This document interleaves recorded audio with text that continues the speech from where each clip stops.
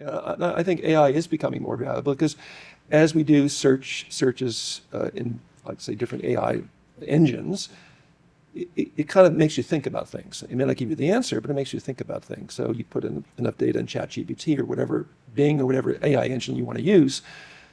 What I've found is you can very quickly, using your smartphone essentially, as a point of care reference. That's the big paradigm shift, is having a point of care reference that you could go to. And we used to, I used to. And it's trusted. Right, it's trusted. Or trusted enough. Or you know where to look. Yeah, exactly. So I used to say, well, this is Watson for cardiology. You have the Watson supercomputer in your smartphone. And again, there are the examples of how that's evolved.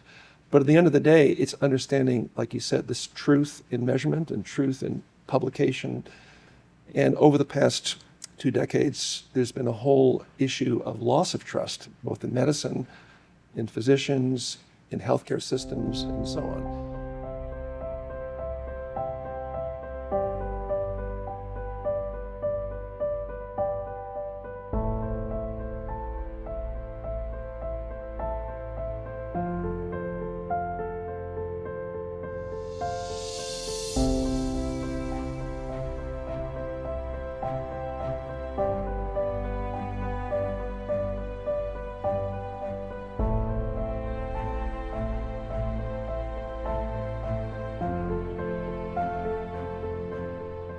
Welcome, Dr. John Harold.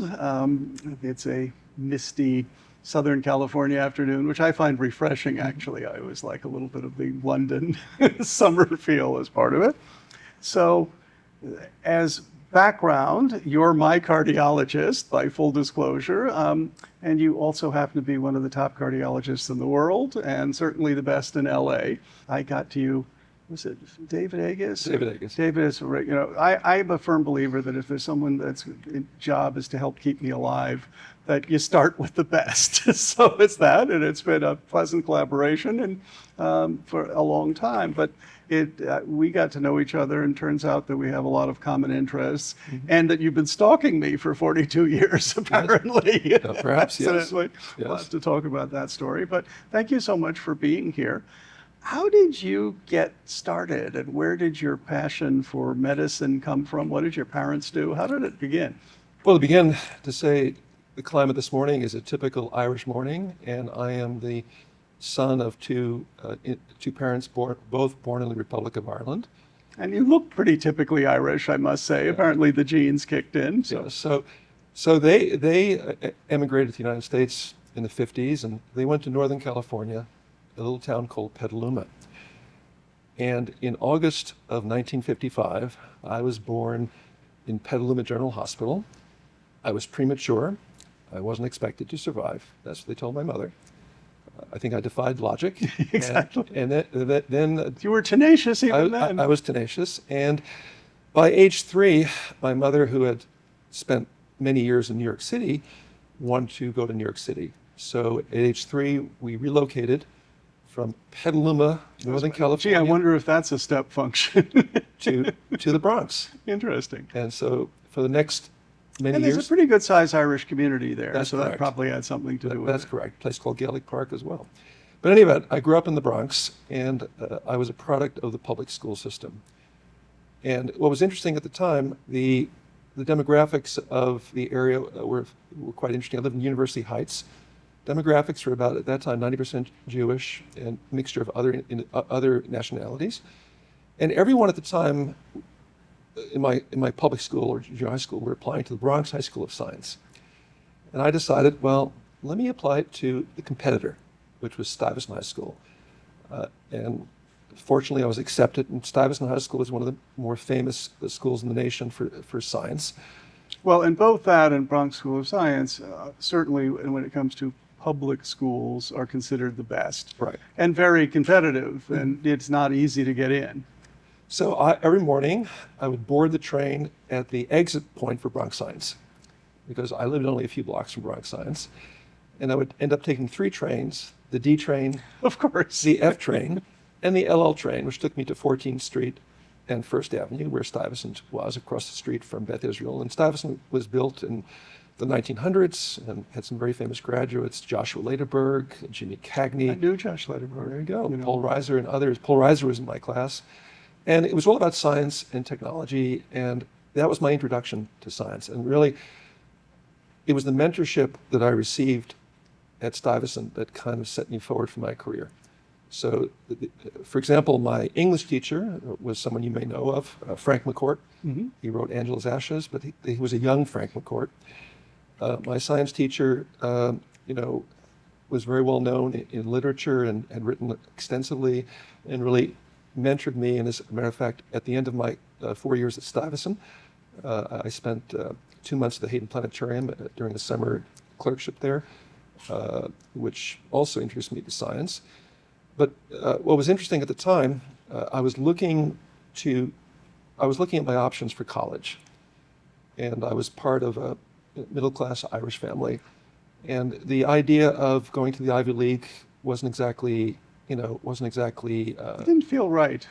Well, it was just the finances and so on.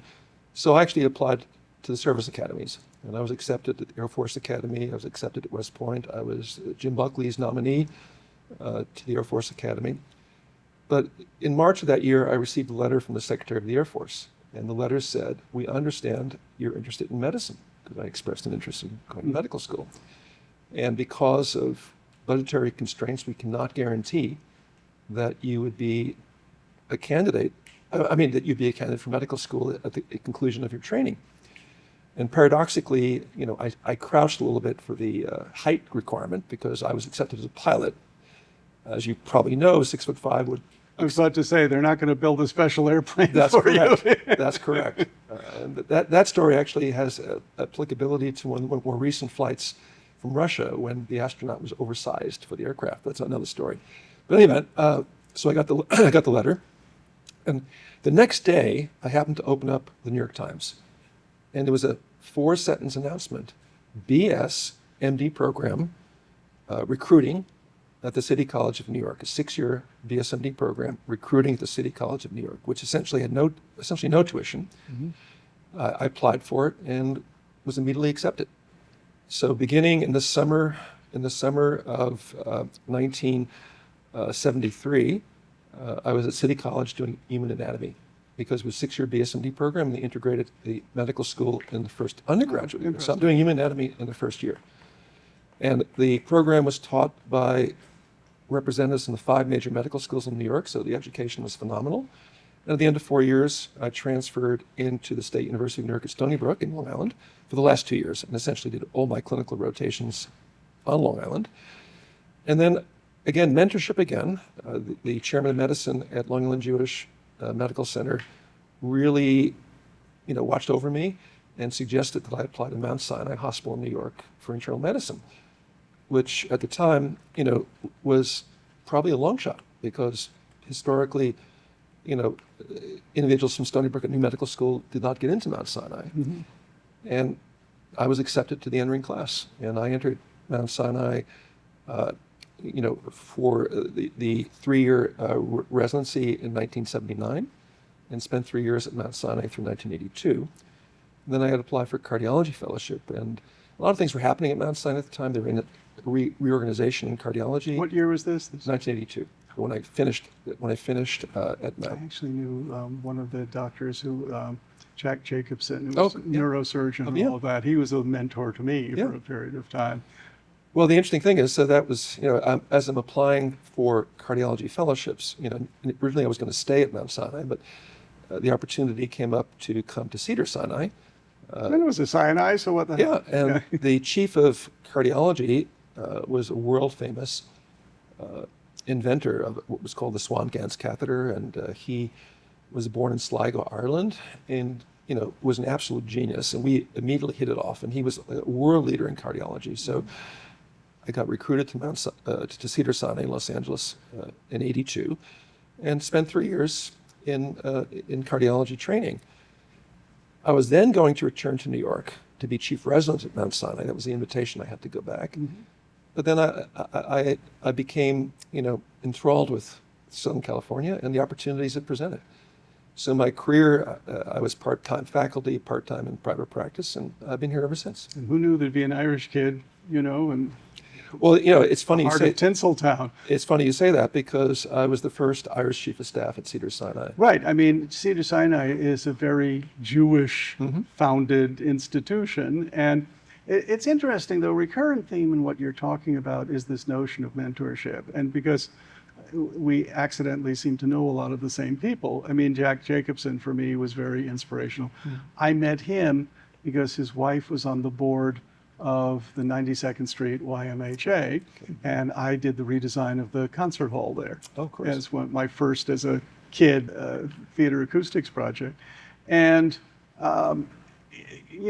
whether it was there, whether it was at MIT, Marvin Minsky kind of adopted me, the father of artificial intelligence, Nicholas Negroponte, who then later founded the Media Lab, and, Jerry Letvin, who was a famous, he wrote What Does the Frog's Eye Tell the Frog's Brain? And, these were things that when I was there in 1970, these were legendary characters. Mm-hmm. And the nice thing is they were all accessible to you, and most of them would talk to you, and most of them, if you basically said, would you like some free help? If you proved not to be completely inept at how to build things or make things or sweep the floor or whatever it was necessary. And, it's through that kindness and not just willingness to share, but almost need to share among a lot of these people that it's infectious and it gets you interested. Now, in my case, it never got me interested in one thing. It got me interested in a dozen things. Mm-hmm. But and having grown up with, I think, 2 artists for parents and 2 engineers for, uncles, all of those worlds seem normal. It was very interesting to me because I'd go visit friends' houses and they would have no books or no art or no other stuff. And, you didn't know why, but something felt wrong. You just felt like a fish out of water, like, what is this strange alien environment I've been put in? But I think that the ability to grow up and learn among people who are really good. Josh Lederberg, we were on a science advisory board together, and these people have great instincts about everything. And it's just, how do you learn how to think creatively? How do you learn how to approach a problem? Not per se the way the textbook said you should approach it, but how do you, I hate the overused word, especially out here, but how do you holistically look at process? And that's fundamentally critical, I think. And that's what a great school or a great job or a great something gets you, is exposure to those kind of people. Mm-hmm. Yeah, I would say at Stuyvesant, it was just the peers. My peers in the 4 years I was there was the amount of stimulation was unbelievable. Ironically, this October is the 50th anniversary of my graduating class. So I'm traveling to New York to meet my surviving classmates, as we say. To give you an example of the kind of people I grew up with at Stuyvesant High School. So in my homeroom class, there was an individual who I now work with at Cedars. His name is Franklin Moser. We were in the same homeroom class, and I meet him 27 years later in the hallway of Cedars-Sinai. He's now one of the division heads of neurology imaging. Another physician who's in Beverly Hills, Howard Mandel, not the comedian, Right. but Howard Mandel, the gynecologist, was in my class. He's also out here. I'm not sure I'd want the other Howard Mandel as the Right. gynecologist of someone I care about, but these are just examples. And the more interesting examples, a colleague of mine was interested in comic books, and he had a comic book magazine, and he had Action Comics #1, and he had a whole holistic view to the history of DC Comics, and his name was Paul Levitz. oh, And Paul went on to Wharton Business School, and then he went on to work at DC Comics. He worked in the mailroom, and then he became the president of DC Comics. And so I got to visit Paul several times in New York. just like agents, it starts in the mailroom. Yeah, But that's it. But it's getting Yeah. your foot in the door. Right. It's when people ask for advice, my advice is, look, nobody can tell you what to do or what the path is to success, but you have to be where the action is. Right. So you have to put yourself where the best people are doing the best stuff. Right. And if it's not the best, doesn't matter. It matters that they're people who are passionate about what they're doing, and you can get that vibe from, and then, understand their process. It's funny you mentioned comics. I was at a dinner, a friend of mine, Roger Karras, and his wife Jill, and Roger was the head of the ASPCA for a while, but before that he was the correspondent for Animals, Nature, and the Environment for ABC Network, and we got to be good friends in East Hampton. He introduced me to Stanley Kubrick, which I had a correspondence with and pitched in a little remotely on Barry Lyndon on the low light lenses and other things which we could talk about. But what was interesting is I was at a dinner party at Roger's house when Charles Addams, the famous cartoonist, was introduced and met Gary Larson for the first time. So that was a memorable thing to be at. And Gary and Tony, I got to be friends. And he was nice enough. There was a little piece I wrote for the New York Times at one point, which was along the themes, if the aliens arrive here in the middle of Washington and all. My argument was, instead of take me to your leaders, take them to an artist first and then do this. And Gary was nice enough to do the cartoon for that piece for the Times and such. But, it's those moments of meeting people. I'm 2 years older than you are, so we've had a similar trajectory. But, it's interesting how brief encounters, it can even be minutes with someone, can stick with you for your entire life and can actually influence your trajectory and your thinking and where you go and what you do. And so much of what you've talked about on your story so far just shows the importance of positive thinking, of believing you can do something.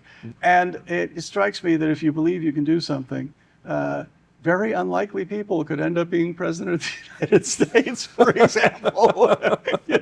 But it's acquiring a positive attitude is just critical, because it's so easy to talk yourself out of something, right? If you don't take that, yes, of course I can do this. I mean, I can honestly say I've never been qualified for any job that I've had. It doesn't matter if it's a Broadway show or a Hollywood movie or something, a rock and roll show. It always happened from some chance encounter. And I remember the first big rock tour I did was Emerson, Lake and Palmer.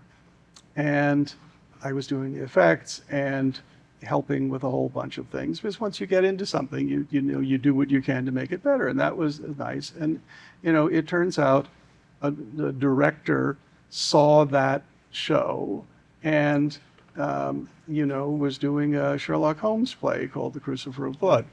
Glenn Close. Exactly. Yep. And so, he found me and said, well, gee, that was really, I've got a storm. And I said, well, let's get together and talk about it. So we talked about it. And I said, you don't have a storm. You're not looking for an effect. It's a character. We really have to create a character. And there has to be an entrance, an exposition, and the theatrical build, and that. And he liked that approach. So we ended up working together, and I invented some new ways of doing lightning, maybe because I didn't know what the old ways were, and the ones that I knew weren't that interesting. And in fact, started with, let's just flicker the lights to make it a very theatrical thing. And then we built speaker systems, which were based upon a movie that was done before, which was Earthquake, which was the first one to use infrasound in theaters. So we built a version of these speakers that could go down below human hearing range. So we started doing rumblings and vibrations that you really couldn't hear, but if there was a dog in the room, it would immediately sense it. And, then get a little more real and a little more real, and then, hyper real, where we generated the lightning bolts by discharging 500 xenon strobes in a light box and so forth. Long story short, it got well reviewed and did well. It was very nice. And then a Hollywood producer, Howard Gottfried saw it. It was working on this film called Altered States. And they were having a bunch of trouble with the effects and such, and I didn't know about any of this. They'd fired the director, they just hired Ken Russell. And so this was a big, like, Hollywood thing, but of course I wasn't in Hollywood, so, you know, what's the kid know about it? And that led to GE coming out, do you think you could do it live? Because they were so tired of, you know, the post-production. Well, if we can just get it in the camera. And we ended up doing a little bit live. But like I say, I'd never worked on a big Hollywood movie. I'd never worked on a big Broadway show. I'd worked around the perimeters, so I learned the trades working in summer stock and working in other things. But if you don't have, you could call it the confidence or the overconfidence to say yes, and you don't grab on to opportunities, whether it's you read 4 lines in the paper or whether it's something else, you can end up missing the opportunities that are the ones that end up defining you, or at least helping to define that path. How do you give back to students, associates, and other folks in your life now? What's your general sense of? Well, it's primarily through education. So I'm a professor at Cedars-Sinai, but also I had major involvement with the American College of Cardiology, where I served as president of the 57,000 member organization in 2013. A lot of cardiologists out there. And how I got into that pathway was really, again, through mentorship, because at Mount Sinai in New York City, the American College of Cardiology was essentially founded in 1949 by cardiologists that were refugees from Nazi Germany. And one of them in particular, Franz Grodel, he had initially co-founded the German Cardiac Society, but because of a lot of reasons, he wasn't, let's just say he had to leave Nazi Germany. And he ended up being a physician for Franklin Roosevelt, but he faced prejudice in the 1940s. It was a different era, sort of the gentleman's agreement, that type of thing. And if you were of Jewish background or had some Jewish, ethnicity, it was difficult to get involved at that time in the organized medical hierarchy of organized professional medicine. So he and 13 other cardiologists came together in 1949. Said, we've got a solution for this. We're going to create the American College of Cardiology, and they were first headquartered in the Empire State Building. Oh, how interesting. And eventually moved to Bethesda in Washington, D.C., and went from the initial 13 to now 57,000 members across the world and 120 chapters. And that organization is focused on education, professionalism, and through the last, I've been involved with the organization for over 40 years, and very much involved in some of the teaching activities of the organization, was very involved also in the context of Los Angeles. The American Heart Association, which focuses on philanthropy, but also focuses on public education, for example, CPR. And I was president of the Los Angeles affiliate twice over a 10-year period. So my educational involvement is through national societies. It's through teaching medical students who come to visit Cedars. I just facilitated a visit from Belfast, from Queen's University, for a student who came out and spent a month at Cedars. So, and that must be a great experience for them. No, it is. It is. And the idea that you create opportunity. It's about creating opportunities. Like I think, in your world, how do you predict the future? You create the future, and you think, what can you do to make a difference? I think that's what you do. It's a dirty job. Well, but it's always interesting because we're in a funny set of domains, because we do, as a company, so many different things, but all related to design, invention, other stuff like that. But it's always all about talent. And so the question is, how do you attract, how do you motivate, how do you retain top talent? And every few generations, the sensibilities are very different. So when you and I were growing up, it was common for people to get a job at an IBM or a Xerox and spend your entire life there till you ended up seeking whatever level you ended up at. And now there is none of that equivalent sense of loyalty or career path and all. So they'll be at one place for a year or two and then another. It's interesting because some of the misalignments you see, and it always makes me question, am I right? Are they right? Quality of life, how important is that? I don't know anyone who's been really successful at any profession who's ever had any quality of life. Right? I mean, I think it's a fair statement. you know, it, you are swept away and passionate about what you're doing. And so the idea of, well, what are you doing in your spare time? You don't have spare time.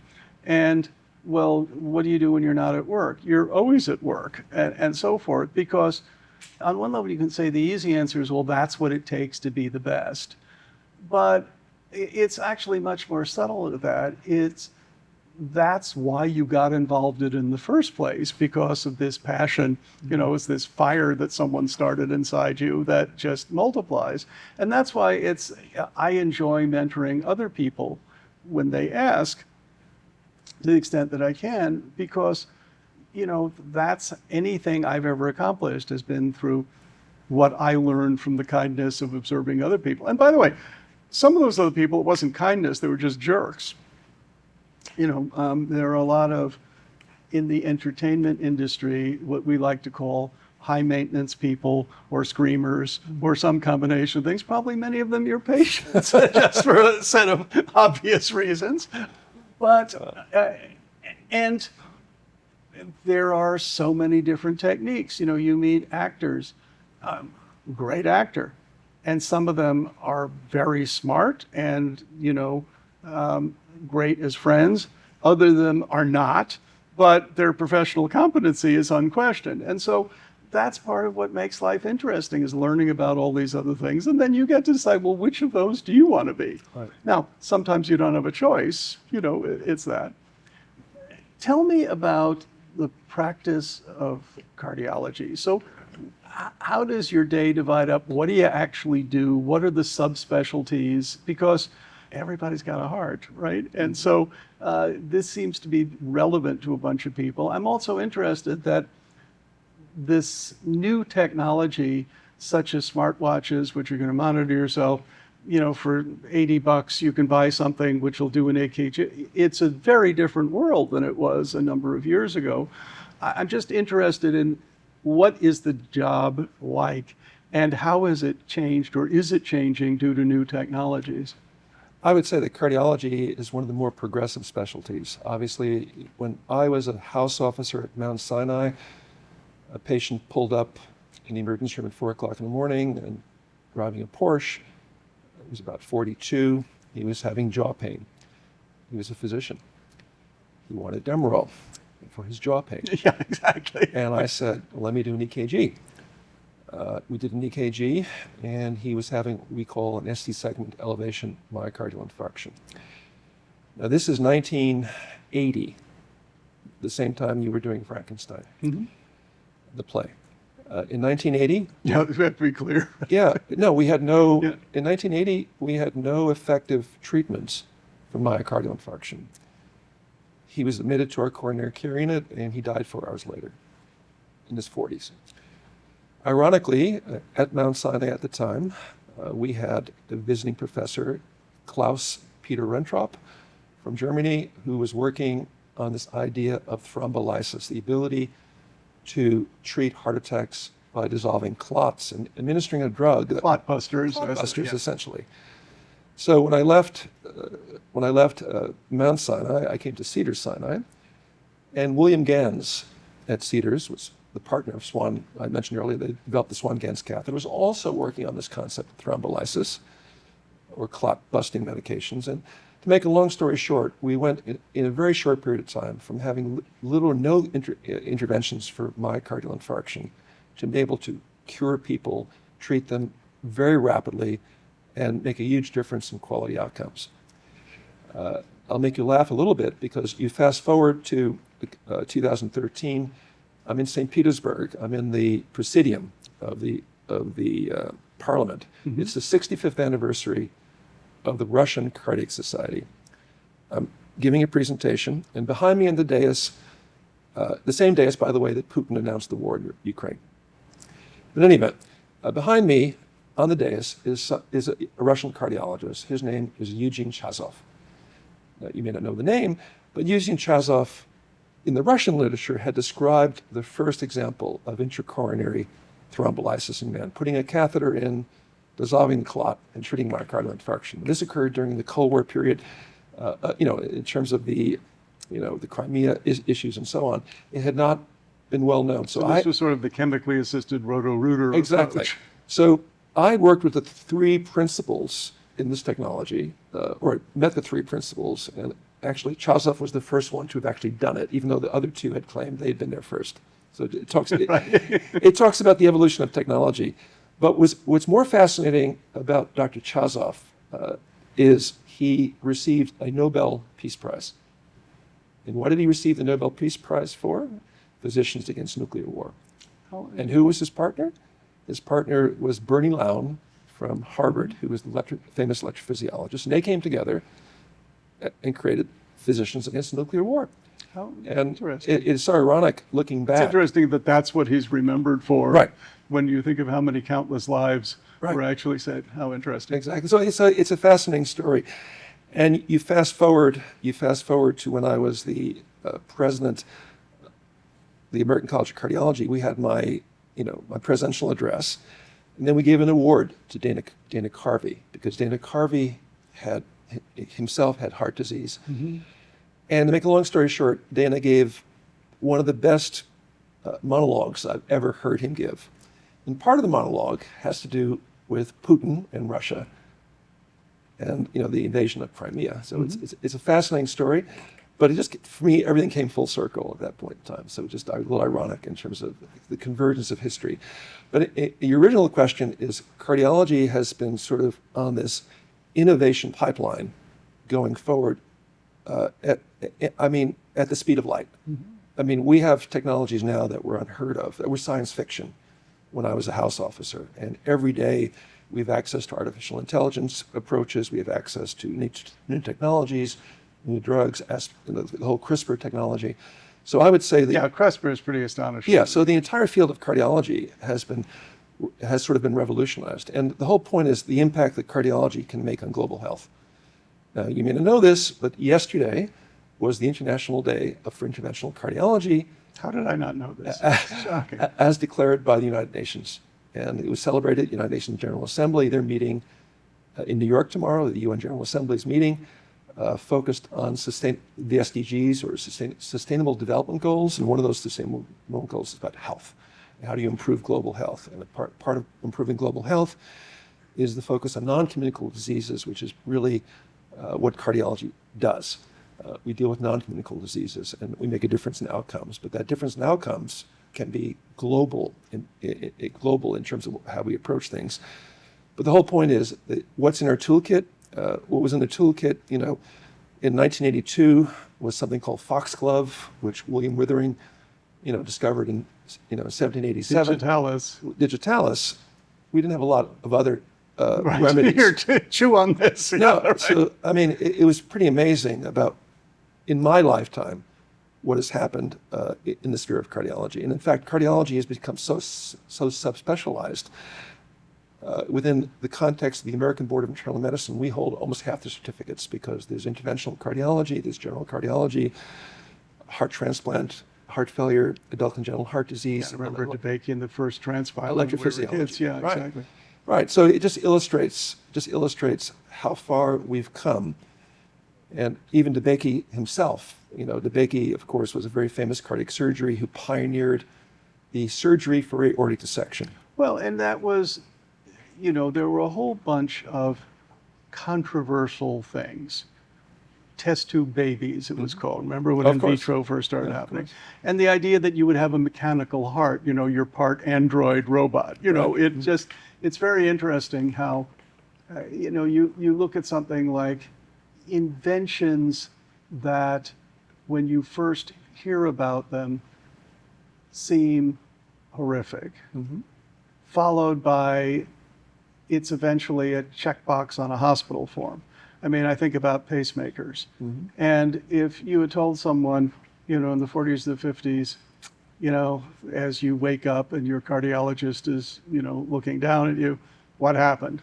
Well, you had a heart attack, and you have a thing called arrhythmia, and it means instead of your heart doing its normal thump thump thing, it's just kind of wiggling, which is interesting to watch, but doesn't move any blood and so forth. But we were able to bring you back. And so, doc, what's the prognosis? Well, if this happens again and we don't happen to be there, you're going to die within probably 5 minutes. So you know that. And I said, is there a cure? He said, well, we have a new experimental, thing. We're going to saw open your chest, and we're going to wire up some electrodes to your heart, and we're going to connect those to a little cattle prod, and that's going to connect to a computer. Now remember, you're thinking mainframe, in the 50s where we did that. And we got to power this, and these wet cell batteries don't work so well. So we put a little plutonium in you, which will just keep a thermopile hot, and that'll power you.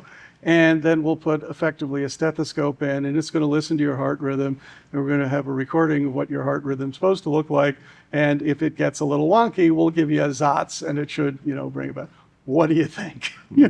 Well, that's what a pacemaker is. Right. And now, getting a pacemaker is, I won't dismiss it as being completely routine, but it's routine. It's not a big deal. And I know young people who have pacemakers and others. So we go from this is a bizarre sounding thing that couldn't work to, oh yeah, that's normal, and the trajectory of so many plastic surgery, which started just to help burn victims and other things. And now probably the vast majority of plastic surgery is purely cosmetic and such. But the impact on people's psyches and all of that, humans are complex. But I have found that progression of technology, it's amazing how quickly people adopt it. I gave speeches 10 years ago saying in 25 years, we'll have implants, and you're going to take a pill, it'll wire you up, and you'll always have a funny joke, and you'll never make any spelling mistakes, and you'll always know where your kids are, and they can always find you, and so forth. And you'll have, broadband TV, and if you don't pay your bill, it'll dissolve and be excreted in your urine until you buy a new one.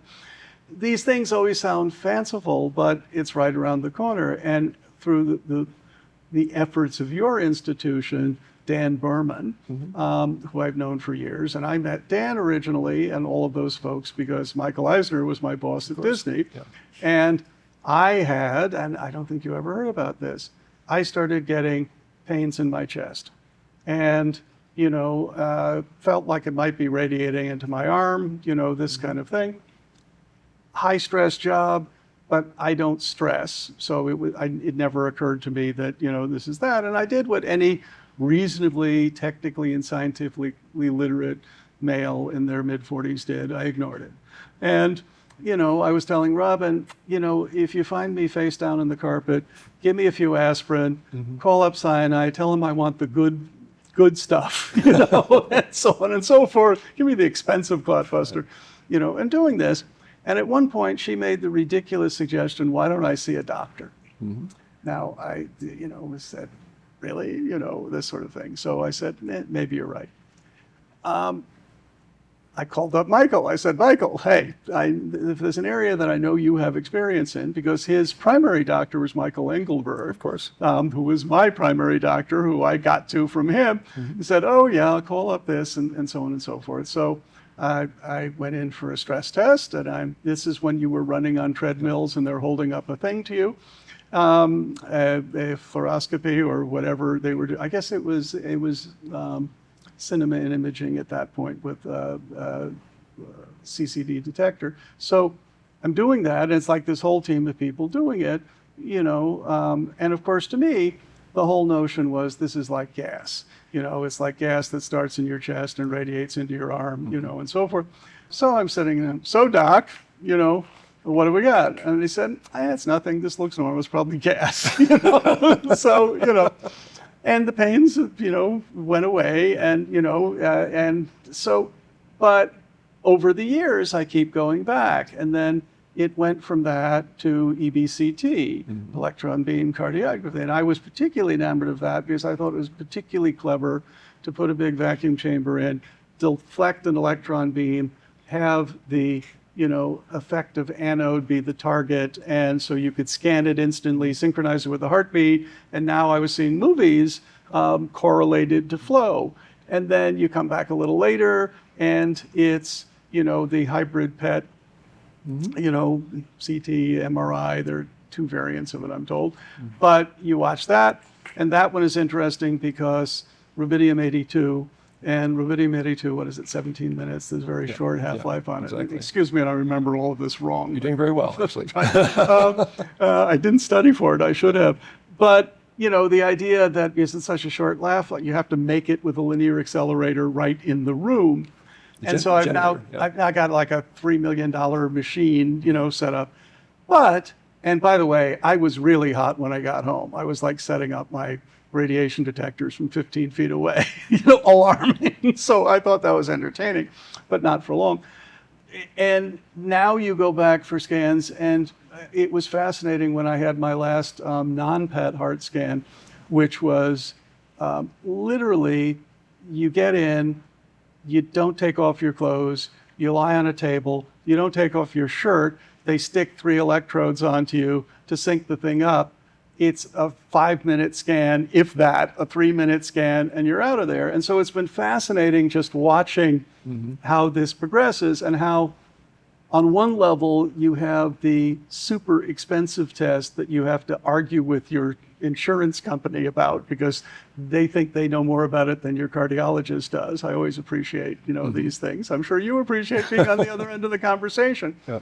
But then also how affordable what was a $10,000, $20,000 test 20 years ago, is now a $300 test and you're out in 5 minutes.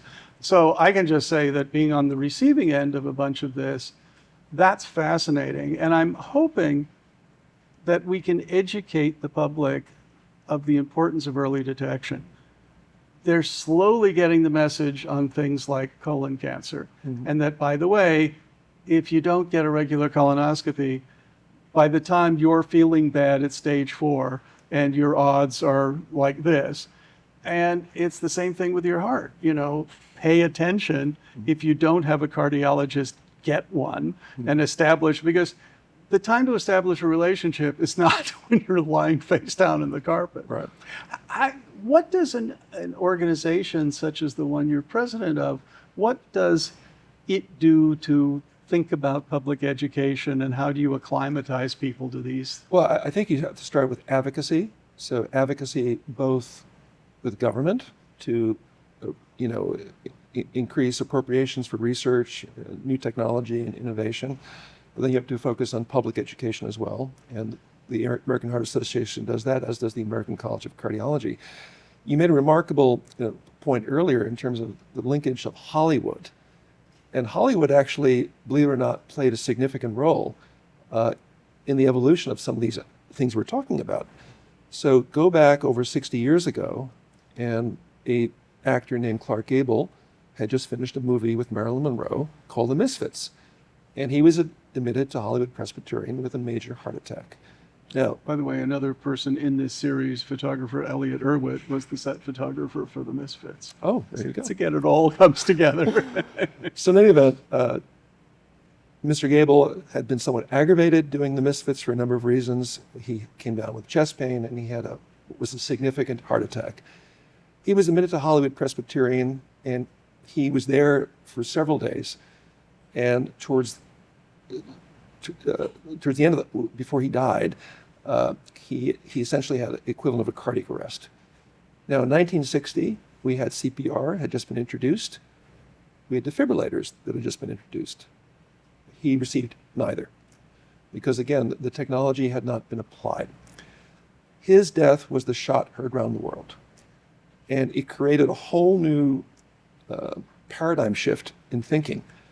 And one of the physicians at Cedars-Sinai at the time was a physician named Elliot Corday.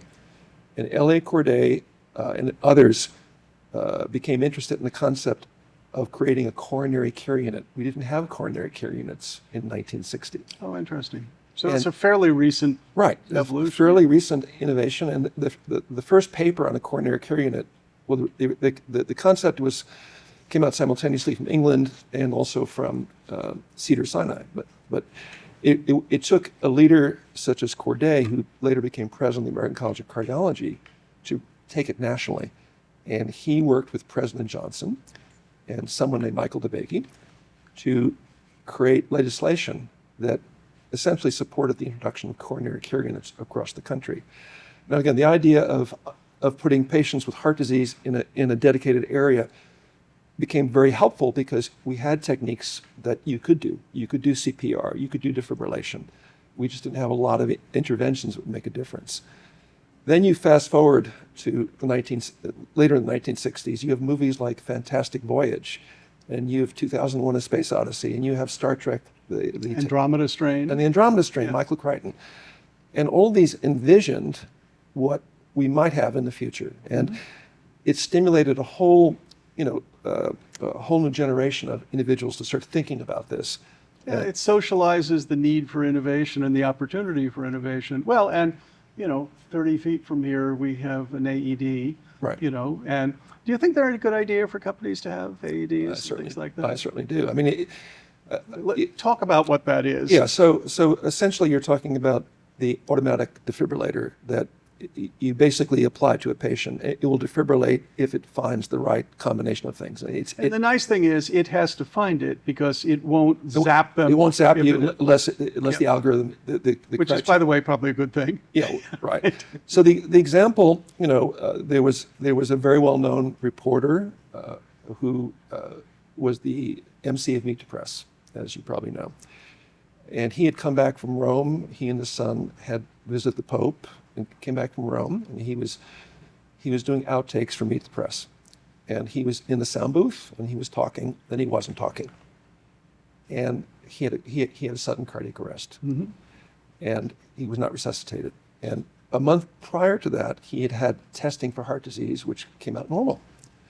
And part of his death illustrated is that the early detection and diagnosis of coronary disease can make a difference. Because you talked about technologies that really weren't universal at that time. Looking for plaque early in the stage of heart disease, where you can make a difference before they have a cardiac arrest. But the defibrillator, it was interesting, developed by Murawski at Hopkins, and to resuscitate someone who has sudden cardiac death due to electrical instability of the heart. And it's revolutionized the field. And I'll give you an interesting story about that, because during my presidency at the American College of Cardiology, I was another 65th anniversary. It was the Israeli Cardiac Society. And the post office in Israel had issued 3 postage stamps on Israeli innovations in cardiology: the defibrillator, the drug-eluting stent, and the expandable valve to treat, for example, stenotic valves or blocked valves. And we had the privilege of going to the Israeli White House equivalent to meet Shimon Peres. And there was a presentation of the 3 stamps, which really talked about Israeli innovations in cardiology and celebrating the 60th anniversary. The defibrillator was such a huge paradigm shift, because when Murawski first presented the concept, he was booed, he was laughed at. Yeah, you must be nuts. Yeah. Exactly. That's how it was greeted. And of course, now the technology is available in almost every sports stadium in the world. It makes a difference. Look what happened in some recent sudden death examples that you're familiar with, including the football player who yes, absolutely came back. Well, it's a machine that it turns out you kind of need it working. Yes. Everything else doesn't work so great when your heart isn't beating. Right. It's interesting you talked about the Hollywood connection, because I was actually quite proud of my old boss, Michael Eisner, because he put a lot of money into it. I mean, he asked the question, how is it that I've been going to see my cardiologist every year and doing all this, and all of a sudden I have a heart attack? Right. And he had a heart attack at his house at a retreat in Aspen, and called up my doctor, Michael, and now Michael Engelberg is deceased, unfortunately, and he was a great science fiction buff and a movie producer. It's only in Hollywood where you're a, oncologist and a movie producer.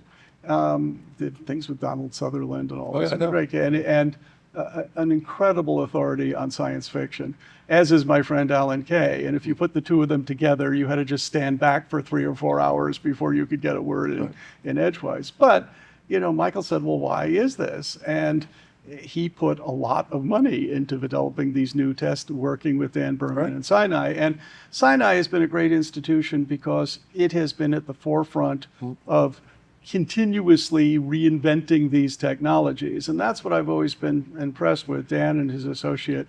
John Freeman. Yeah, and you look at the fact that they don't rest on their laurels. It's continuous research and continuous improvement and all. And I thought it was great that Michael invested in those technologies and so forth.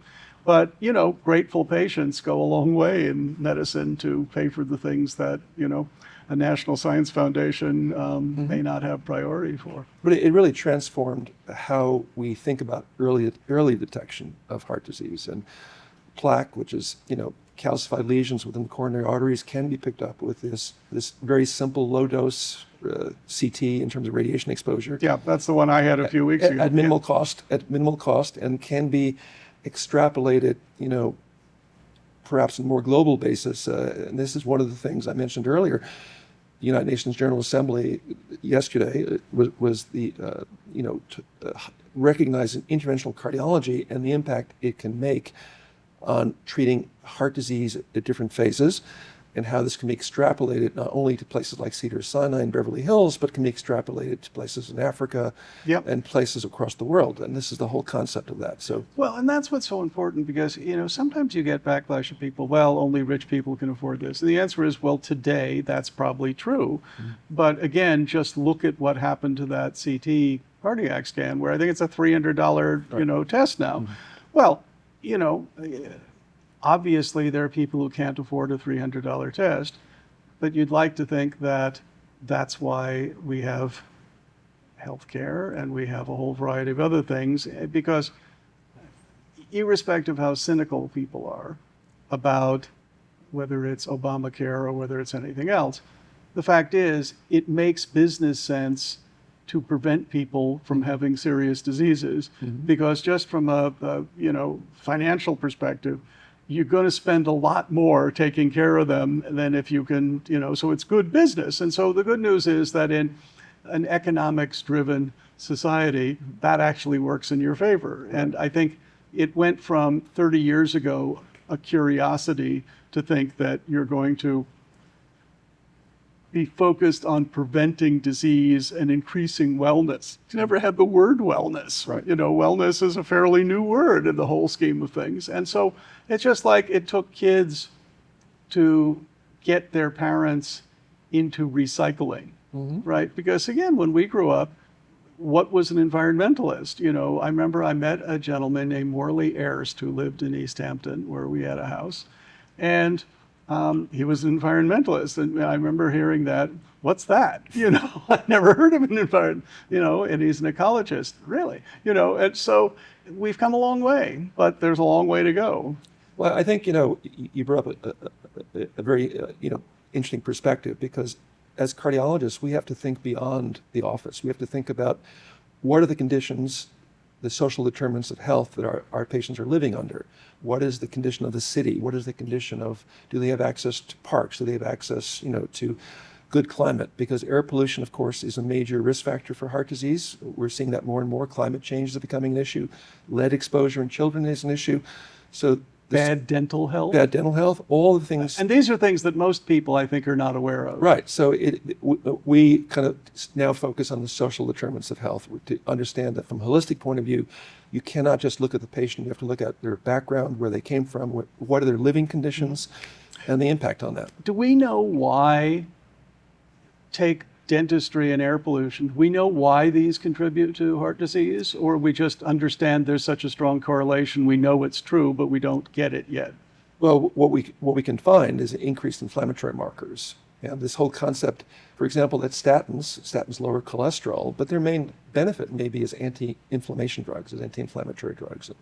And the whole I've heard many doctors say everyone should be on a statin. Yeah, I would say, if you look at back to the, when statins were first introduced, that was the first real impact on reducing morbidity, mortality from heart disease. And the first publicly known one was Lipitor, which is atorvastatin. Atorvastatin, right.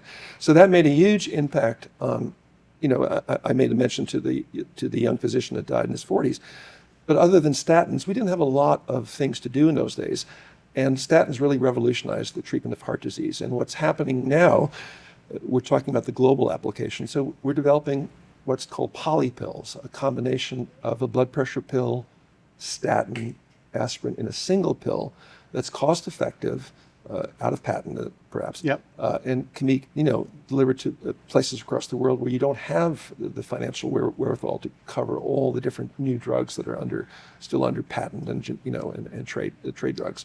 So we do know that certain drugs make a difference, and the major difference may be because they act as anti-inflammatory. So I think It's so interesting because you only started hearing about inflammation 25, 30 years ago. That was never a topic.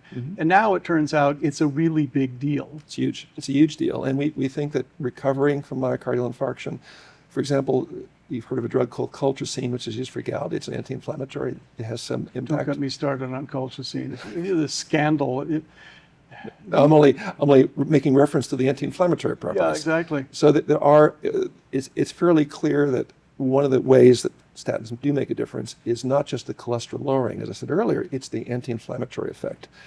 And some of the newer drugs that are out there, the injectable drugs and some of the other choices that we have. But I think at the end of the day, this idea that you talked about periodontal disease, well, what's happening there? You have inflammation in the gums. Is there a trigger by viruses, for example? We see increased heart attacks after influenza epidemics. Interesting. Yeah. What's the relationship? Well, and I remember it was interesting on influenza. Often people get sick after they have a back injury. Correct. Because it's believed there are viruses that are stored in the spinal column, and once you perturb that, it's released in the system. It's really fascinating. It's just like the whole notion of the human biome, Right. which, everyone thought was a big deal. Hugo, the human genome. And it was believed before that it'll be 100 years to figure out what the human genome is. And then 3 years later, boom, we've got it. And then the new frontier became the human proteome. Because just as you think, well, genomes are sufficiently complicated that'll keep us going for 100 years, then the proteome, which may be more complex than the genome. And now it's the biome. Yeah, the microbiome too. Exactly, which, again, you never heard anyone talk about. You always knew that you had, I got a few little microbes on me. But the idea that you may have hundreds or thousands or tens of thousands of different populations of these, I remember it was fascinating. I heard a presentation, I think it was at one of the TED conferences, where there was a gentleman talking, and he was talking about the biome. And it was the first time I'd heard a quasi-lay presentation on the topic. And he was saying, well, they just had a baby. And one of the things they had the surgeon do, because they had a C-section, is rub the baby on the woman's vagina, because that actually transfers a whole bunch of the woman's biome, which is protective to the child, or that's what was believed at the time. I don't know if this proved out. But fascinating. I mean, I am constantly fascinated by evolution. Yeah. And there was a very interesting piece I read, which totally surprised me, because I, probably just due to conditioning, had always thought of evolutionary time frames as being very long and protracted. It's 100 generations, it's 1,000 generations, it's 1,000 years, it's 1,000,000 years, it's that. And there was a piece talking about lizards. I don't know if you read this.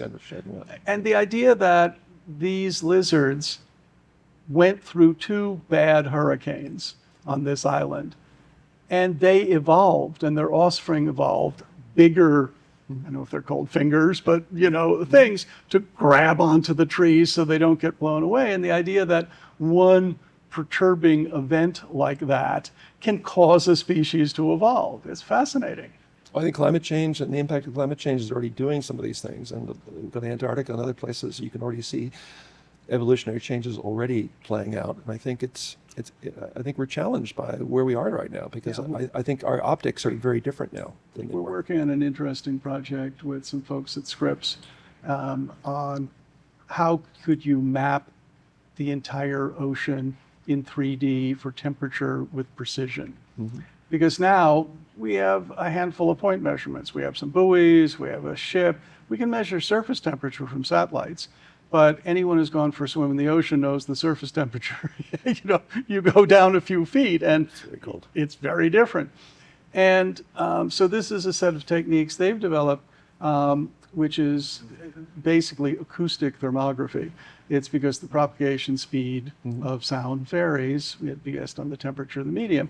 But it turns out that by some noise generators and a fairly sparse number of hydrophones and receptors, you can do 3D tomographic mapping of the thermal profiles of the ocean.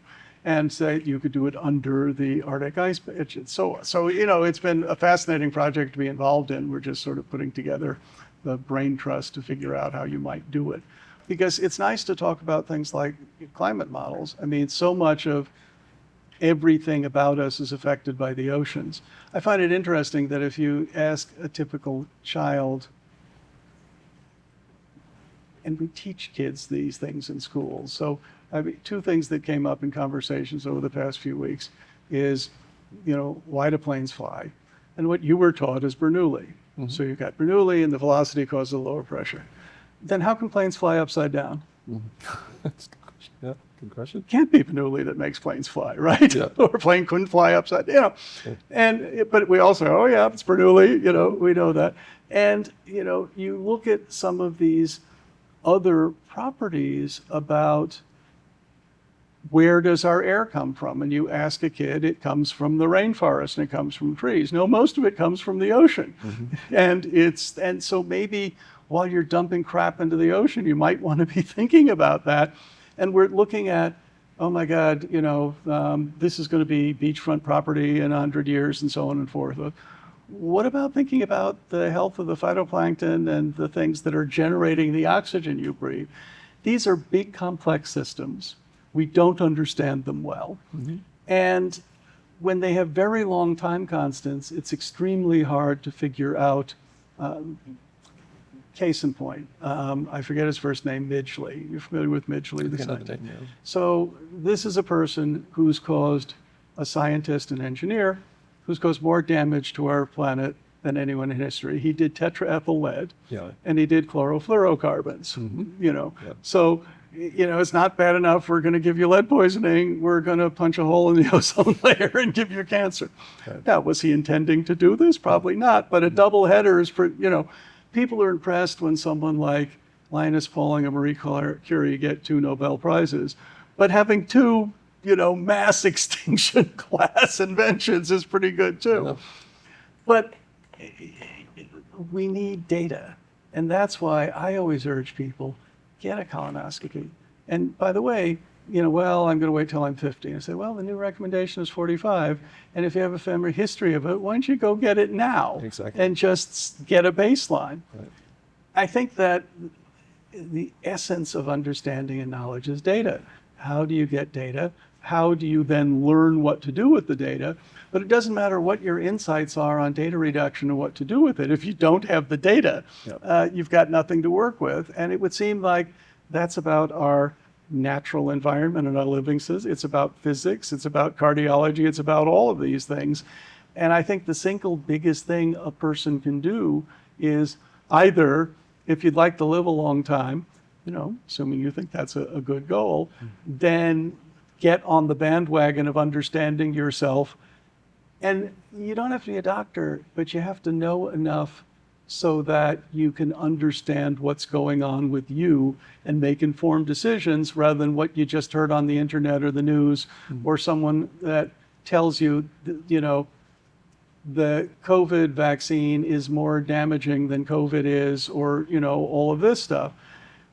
Get knowledge, do something, do your research. Don't listen to a mono voice. I remember talking to a bunch of doctor friends when the internet first started happening. One group of them were delighted because it was a new exchange of information. It was this, they were learning things, et cetera. Another group was pissed off that their patients are questioning what they're telling them because they read on the internet that it's this. And of course, a lot of the times when you read it on the internet, it's nonsense. But other times there can be knowledge that, your doctor doesn't have. What's your sense of that, about how patients are changing in their sensibilities? Well, I go back to George Bernard Shaw. He said, about communication is the illusion that it has occurred. Exactly. So, part of the challenge is understanding the context of what your patient is presenting to you and understand their background and what their expectations are, but do some reality testing in terms of what you know and what's available in terms of the literature. So from the point of view of testing, well, my philosophy is you only find what you look for. So first of all, you have to think about what you're going to look for. If you don't think about it, you're not going to look for it. And then you only know what you know. So that's the second part of that equation. So you kind of have to have enough background to know, well, what are the rare things that this could be? This patient sitting in front of you today. I mean, the New York Times Magazine last week or the week before had this discussion about a patient who'd been sick for over a year with fevers of unknown origin. And it was pretty clear to me reading the story that this was endocarditis from the get-go. But why did it take so long? Right. Nobody knows. Exactly. Yeah, but no one knew what was the right question to ask. And that's part of the problem with hyper-specialization, which Yeah. is the world we live in today, where the assumption is there's so much to know in one field. You're not going to know about a lot of the other fields. So the question is, then how does that? Now that's where AI and other things could be extremely valuable. I think AI is becoming more valuable because as we do searches in, like say, different AI engines, it kind of makes you think about things. It may not give you the answer, but it makes you think about things. So you put in enough data in ChatGPT or whatever, Bing or whatever AI engine you want to use. What I've found is you can very quickly, using your smartphone essentially, as a point of care reference. That's the big paradigm shift, is having a point of care reference that you could go to. And we used to, I used to get, And it's trusted. right, it's trusted. Or trusted enough. Or you know where to look. Yeah, exactly. So I used to say, well, this is Watson for cardiology. You have the Watson supercomputer in your smartphone. And again, there are the examples of how that's evolved. But at the end of the day, it's understanding, like you said, this truth in measurement and truth in publication. And over the past 2 decades, there's been a whole issue of loss of trust, both in medicine, in physicians, in healthcare systems, and so on. And part of my challenge is having a conversation with a patient, is restoring some trust, because again, a lot has been lost over the past decade for a lot of reasons. I mean, you take politics. Well, including the fact that, you mentioned politics, but there's clearly among the American public a mistrust for science, which is a little appalling on a certain level. There is, and it's the special interest groups on the internet that have largely promulgated this, where basically you can maintain locked into your group, Right. who you agree with and agrees with everything you say, doesn't have to have any contact with reality. It may be completely connected with reality, but the idea that your opinion as an individual is in equal balance with science, and not acknowledging that there is a scientific method in this process, and peer review actually means something, and, so that if you get it from an authoritative source, from a peer review journal for other things, it is different than Fred or Ethel saying, well, I don't think it works. Right. Or, gee, I take, colchicine for, and what bothers me about the colchicine, by the way, is a 2,000-year-old drug that all of a sudden a drug company files. They think there are unknown properties of it and so forth, and they want to do a study, and they're granted permission to do the study, and the study finds nothing, but they're awarded a patent on it, and it goes from being a 50-cent drug to an $8 a pill drug. Which is crazy. And that's just that. There ought to be a law, right? I agree. There just ought to be a law. So you had mentioned before we started that we first met 42 years ago without knowing it. That's correct. You tell me that. Well, again, as a house officer at Mount Sinai, every Friday night, I'd go to the nursing office and they would have tickets to Broadway productions for... Each of these towns have their own perks. So one of the perks, so there was tickets for a new production that was in previews called Frankenstein. And of course, know the story, and I knew nothing about the background of the play. And, I drove home from Mount Sinai to the Bronx, still staying in the Bronx, picked my wife up, and we took the D train. And we went down to the Palace Theater on Broadway. And again, no expectation. Grand Old Theater. No expectation of what we were about to see. And the production started, and all of a sudden I realized this is something I had never seen before. I mean, this was this phenomenal, I don't know, there was 12 different sets. I'm not sure how many sets there were, but it rotated and it went to a different. And big. And big. It was Yeah, exactly. big and loud. And big sound, yes. And I remember I was the sound designer as well as the effects designer. And I remember the Tesla coil and the sparks going up, and I said, "This reminds me of Jim Whale's movie from 1937, the original Frankenstein movie, of course, and the paradigm, of course, it was, obviously we all have the paradigm of the movie, but obviously Shelley's book was slightly different, and the human Prometheus and this kind of thing. So I think the way this was written was more the human Prometheus, but the special effects were absolutely amazing. And my wife and I left and said, this is going to be an unbelievable smash hit. That's what we were predicting. Exactly. That's what we were predicting, because we had a wonderful time. And then we're surprised what happened after opening night. It's a closed opening night.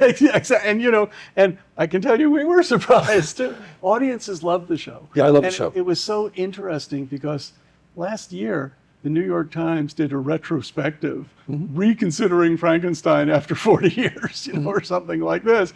And, it's when you're in the arts, it's a roller coaster. Right. And you can work on productions that, you say, well, this is going to run forever, this is that.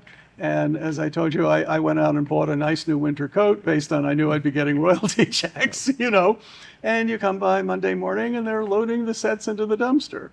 And, it can be heartbreaking. Yeah. But, talk about a little, because one of the things that interested me, again, Michael Engelberg and I were quite good friends, oncologist, top guy at Sinai. Yeah. And, also had a great rapport, so that like the celebrity, shall we say, difficult to manage, things he was very good at. And, when you have people who are used to being power brokers running empires, who all of a sudden are told you have cancer, or you have heart disease, you have something like this, they often don't take it that well. And one version of that well is denial. Another version is anger. Another version is anger at you because you're the one bringing, being the bearer of bad news. Is never that.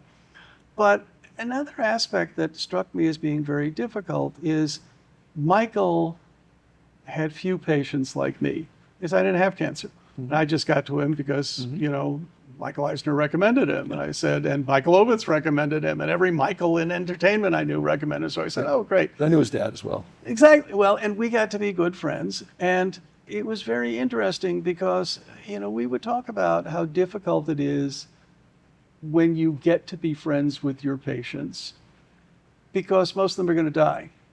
And if you're an oncologist, again, you don't get to him unless you're a difficult case and it's going to die. This has got to apply to you as well, that a significant percent, well, first of all of your patients are going to die if we get to first principles. It's just, are they going to die at something you're involved in? Emotionally, how do you deal with that as a doctor? Well, again, it's obviously the circle of life, and it's understanding we all make the transitions, and it's just understanding how you can contribute. And the way you contribute is being there and communicating the best you can, and understanding, how they're approaching it, what they want to hear, what they don't want to hear, and trying to work with them and being supportive and working with their families. I mean, death is never easy for anybody, but obviously, end-of-life care is something that, I spend a lot of time working on, because I specialize in geriatrics as well. It's just understanding, what the options are. Really you're giving them a roadmap of life. What are the options here? Do you want to do this particular very aggressive intervention where the return on the intervention is probably going to be minimal? Do you want to do something, more supportive? But again, at the end of the day, you have to respect their wishes. Or gracefully preparing them for the transition. And it's challenging. A friend of mine, Patrice Renier, who will be on the series, went through a very difficult death with her partner who was actually head of research and development for Schlumberger, Michel Gouillou, and he had Lou Gehrig's disease. Yeah. And there's no good end to Lou Gehrig, Very so tough. they did together a movie about it, which is quite touching. But both of my parents didn't die well. So my dad died of cancer, and I was 14, 15, while he was in the middle of it. And so his doctor was never telling me what's really going on. We knew he had cancer. It was either prostate cancer or blood cancer or some combination, and who knows what they know, you don't know. That to me is what the promise of AI is. The idea that doctors and patients can have tools that can look across the entire body of knowledge. What is your belief? Do you think that that's got real promise for the future? What do you think of the breakthroughs that we're going to see in our lifetimes that are going to revolutionize things? Well, I think your illustration, is quite spot on. I mean, at the end of the day, you only look for what you know. When I trained at Mount Sinai, one of the advantages of Mount Sinai, you got exposed to all the diseases, essentially. I mean, it was a tertiary quaternary referral center. So we had people walking around as attending physicians who had described many of the diseases I was seeing. Interesting. Dr. Crohn was walking around, Crohn's disease. Yep. Some of the autoimmune diseases, Liebman-Sachs, some of those doctors were walking around. So I would say back then it had to do with the quality of your education. But the quality of education was not consistent across the nation. As a matter of fact, this dated back to the 1900s when they looked at the education in medical schools was not consistent. They closed over 3/4 of the medical schools at that time, and the Hopkins model, Oslerian model, became what we even have today. I think the difference, what you're alluding to, is the ability to access information at the point of care. And now that most institutions are using electronic medical records, and for example, Epic is one of the big giant in, I think, over 70% of the installations, they're starting to introduce this idea of AI analyzing, big data within patients to actually, as you log in, did you think about this diagnosis? Did you think about that diagnosis? Based on the lab studies you order and the combination of results that are coming back, does this suggest something that you're missing? Yeah, and I think what's to me is important is I'm not thinking about this as a replacement for doctors. Many people think about that. It's just like, are you thinking about computers as a replacement for teachers? To believe that means you either don't know what a teacher does or you don't know what a computer does, Right. but it's not the same. Yeah. At the same time, a child not growing up on a computer these days is functionally illiterate. And my daughter, do I love the fact that at 14, her hand is frozen in this position for doing that? The answer is, yeah, I rather do like it, because imagine what her compatriots going through COVID and having been completely disconnected would be. And so this was their lifeline. It was their bridge. Right. And they didn't think about it that way. They just thought about it as normal. They're talking to their friends. Well, 20 years ago, they wouldn't have been talking to their friends. And, right. That's a profoundly significant element. Now, she went from straight A's to C's and an F in distance learning. She didn't take it seriously. It didn't engage her. Right. I think schools were not prepared for it. The idea that you're just going to preach your class into a computer is not the way to make distance learning work, et cetera. But you have to learn, and there was no forcing function to cause people to learn. And so I think, just as companies are going through the impact of, gee, we got people who don't want to come to work. Well, it's very different, just like what a doctor does is different than what a computer does. The collaboration you get with people being in the same physical space, creating things. Some businesses, I'm sure it doesn't matter at all. In others, it's critical. I think that the interesting thing about if you think about it, AI can be power steering for doctors. Yep. It can be something that just enables them to come to insights that they wouldn't have. And it's the same as if Crohn came up to you and just whispered in your ear, look at their eyelids, Exactly. or something like that. Yeah. And that's a big deal. And the fact that it can do it I mean, we've been talking about AI forever. I mean, that was Marvin's topic in 1970 when I was in school. What's amazing is that overnight, it seems, we're making real progress. And it started with, folks like Google and machine learning, ML taking off and such. But as with any of these things, as with the introduction of robots and, Rossum's universal robots, RUR, other stuff, we always make assumptions that this is the end of civilization as we know it, and we have the people lining up to make that, assumption. I'm not too concerned about that at this point. Will I be at some point? Probably, but not now. I mean, when you look at the sophistication of what evolution has engineered, I mean, I was thinking about this as I got a mosquito bite the other day. So you look at a mosquito, about 220,000 neurons. That's not a lot of neurons. It can fly. It can fly very well and efficiently without a lot of food. It can look for CO2 gradients to be able to zero in on people. It can then see you. It manages to find a way to bite you where you're not looking. It never lands here where you're looking at it. It lands, that. And, it will inject you with an anesthetic and knows how to manufacture that anesthetic. And it will suck blood out of you while doing a public service of injecting you with West Nile or whatever other things that, it's taking. Malaria, yeah. And then if this weren't all miraculous enough, it will reproduce itself and make more of them and so forth. And you say, and it does this with 220, so we don't know how to build a mosquito, let alone, conquer the human species. Will it happen? Many people say it's inevitable. At the same time, it's a little like the people who are trying to shut down stem cell research or other things. You can't turn your back on knowledge, insight, and progress.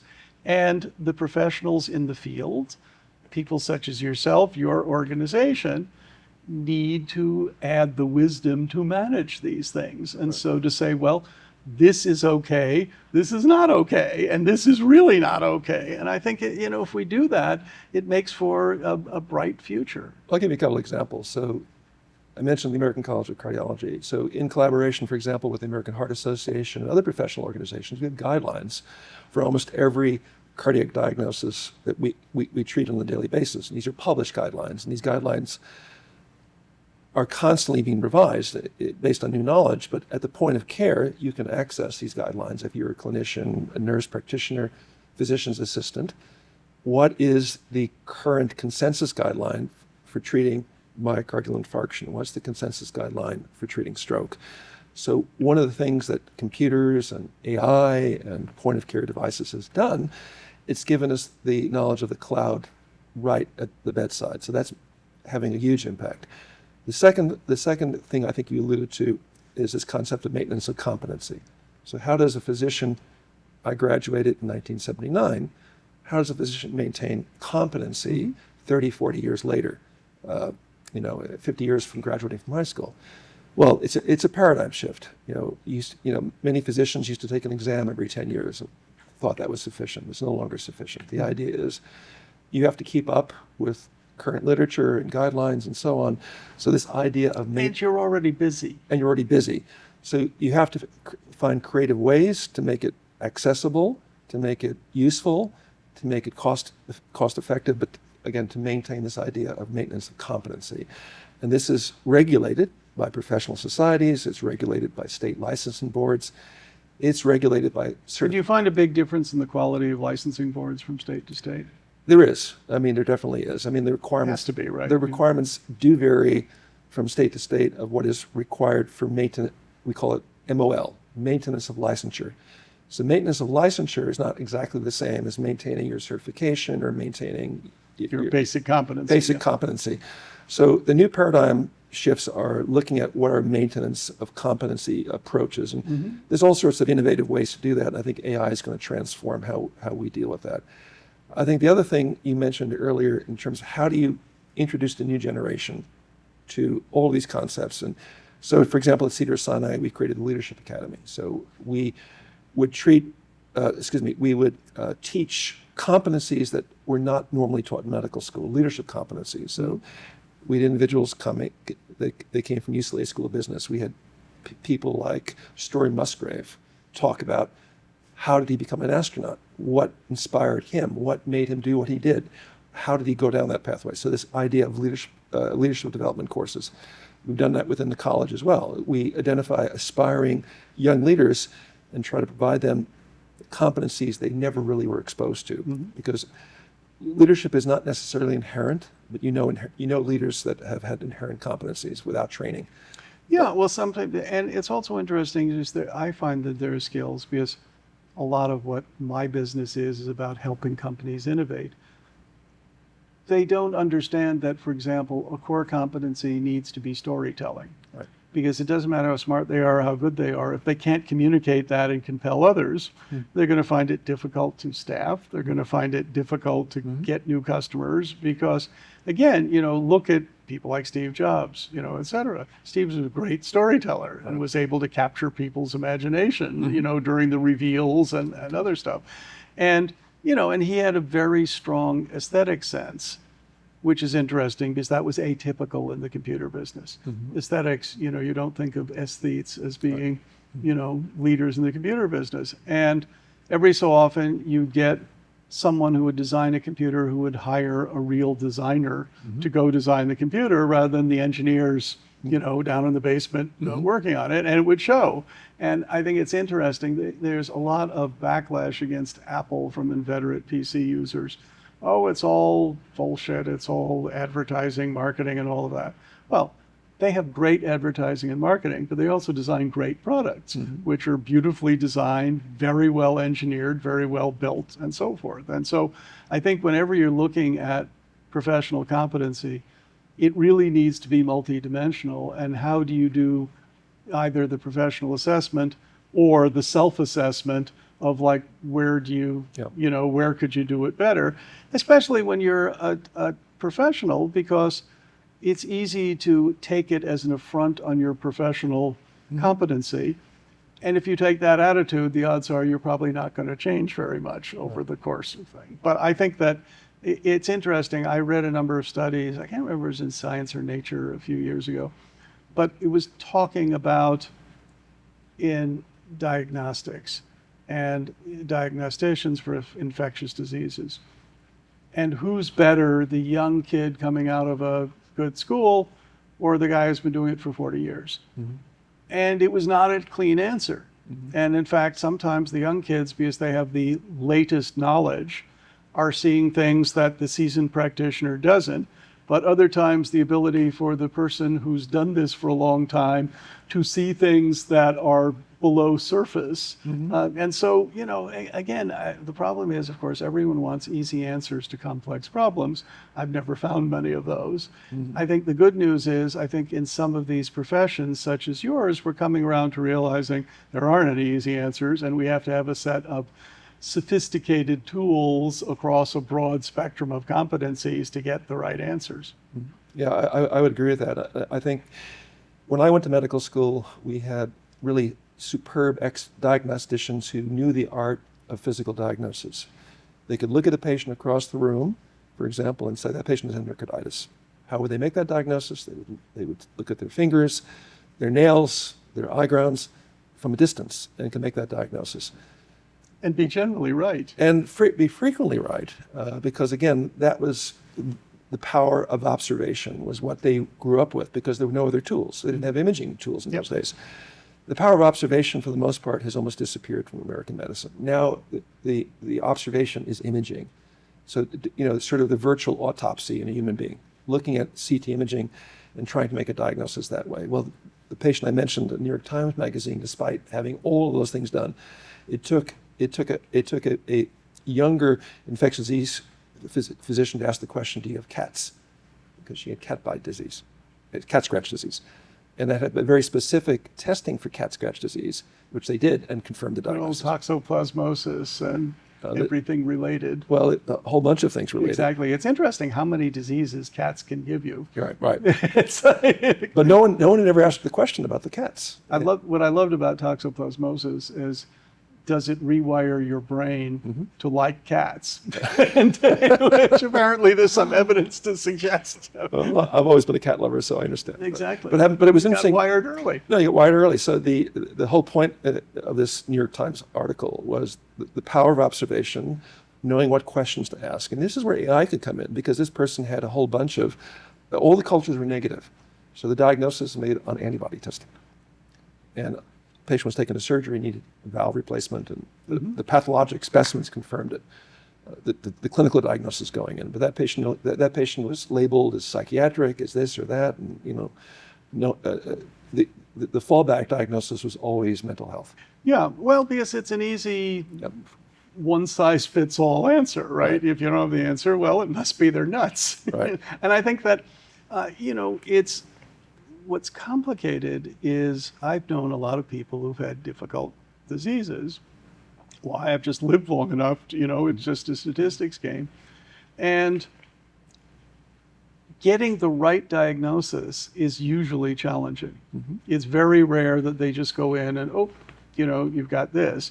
It's usually, well, it's not that, it's not this, it's that, yeah, I just feel bad. Well, why? Well, I don't know, your blood's all normal, everything is that. And then you realize, well, there was some parameter of blood that, it was chromium poisoning, or it's, some exotic thing. And it's not something people test for regularly. And the reality is, you'd think we're at the stage where there's like a universal blood test which will test you for everything. There is no such thing.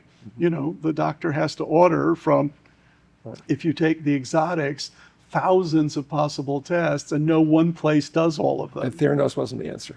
Yeah, exactly. So, well, and you see, that's what's so sad about things like that is, everyone would like that answer, right? Wouldn't it be nice to just take one drop of blood and, we know what you're, wouldn't it be nice to know if you have a virus or a bacteria? Wouldn't it be nice just to have something you could stick your finger in or get one drop of blood? that was the Star Trek tricorder. Exactly. Which by the way, we've gotten pretty far down the road for that. Well, I think that, it was interesting because I had an echocardiogram with your colleague, and it was very fun talking to him about, because as you know, history of technology interests me, and, telling, well, what frequency are you using for this? And, this one we're exciting at, 2 megahertz, but we're looking at, harmonics. And so it's like first harmonic or so. And so, for me, that's interesting. And then, oh yes, and, seeing that. And because with imaging, you're taking physics, like an ultrasound. Well, lower frequencies penetrate deeper, but you don't have the resolution because it's a longer wavelength. The idea that it's sound at 10 million hertz per second, pretty interesting. Who knew, you could do that? Well, when you look at it from a first principles point of view, it is astonishing how much information we're able to derive from these sensors. The idea that an MRI can have the resolution it does, imaging soft tissues and other stuff is astonishing. You'd say, if someone described it to you, you'd say, you will never be able to achieve that level. New fingerprint. Exactly. But what's also interesting about it is, and I haven't seen this actually discussed much in the medical literature, but there is an argument for a lot of analytics of capture all the raw data, not just the process data that's giving you the image. Big data. Because 10 years later, you can go back and apply new analytical tools to the old data and see things that you couldn't see back then. Right. That's happened in areas like radar. It's happened in a whole, in radar, it's called the phase history of an interferometric radar or a synthetic aperture radar.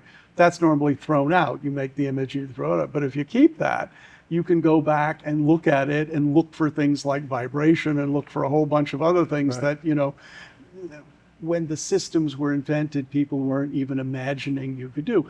I mean, look at what we do with CT scanning and MRI now, that when it was invented, who would have thought that you'd be able to deal with those things? So I think that's a really interesting frontier of just, okay, how does medical analytics move into big data?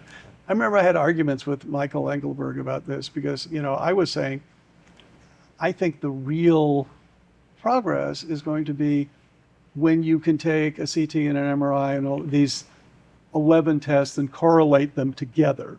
Now, his argument is, no, it's about the endocrine system and you can't see any of that with imaging and so on and so forth.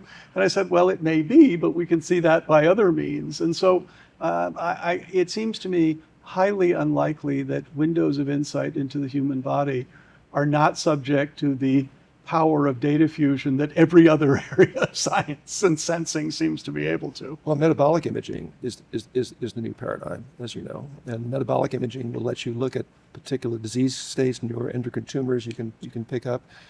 And I remember, I'd worked closely with Norton Simon and Jennifer Jones, and they had an interest in mental health, and they supported a person, Michael Phelps, who turned out to be the godfather of PET imaging. And of course, he brought that to UCLA, but that's transformed. Like your older scans were PET rubidium. Yeah.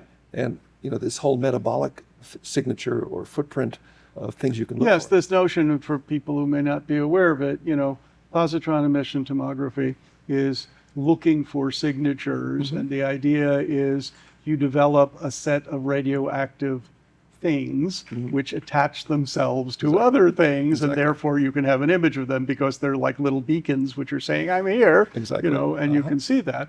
And the art, of course, is finding out, what those agents are that have the right bioaffinity for the thing you're looking at, but aren't going to kill you or, over irradiate you because of the other elements. And so, but that's how, the PET scan went from a theoretical thing with very fuzzy images not so many years ago to something which is now daily diagnostically relevant.